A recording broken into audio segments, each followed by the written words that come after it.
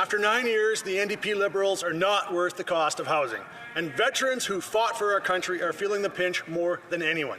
Sadly, veterans are 3 times more likely to become homeless.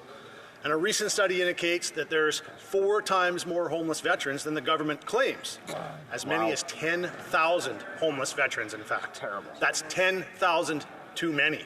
Yeah. So how can the government who caused the problem and who won't even admit the extent of the problem be trusted to fix the problem? Hear, hear. The Honourable Minister for Housing, Infrastructure and Communities. Mr. Speaker, the cost of sending our citizens to war includes the cost of taking care of them when they come home. That's why we have moved forward with programs that are designed to actually ensure that communities have the capacity to provide housing to those who have put their lives at risk in order to protect our country overseas and at home.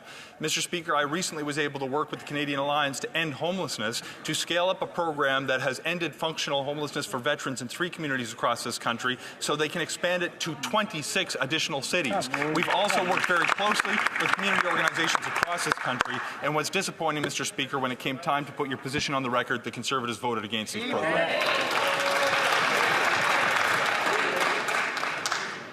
The Honourable Member for Brant Fairtree. Well, the number of homeless veterans just keeps going up, so obviously the photo ops and press releases aren't getting the job done, Mr. Speaker. The Veterans Association Food Bank in Calgary reports that in the last 6 months alone, their numbers have tripled in what they're spending to keep veterans housed, clothed, and fed.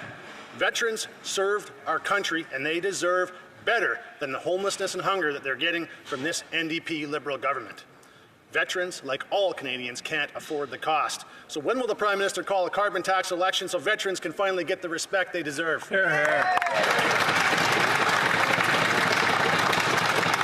The Honourable Parliamentary Secretary to the Minister of Veterans We're Affairs. not going to take any lessons from the Conservatives. They shut down 9 Veterans Affairs offices. We opened 9, plus another one in my hometown of Surrey Centre. They laid off 1,000 Veterans Affairs officers who are there to help veterans get the services they need.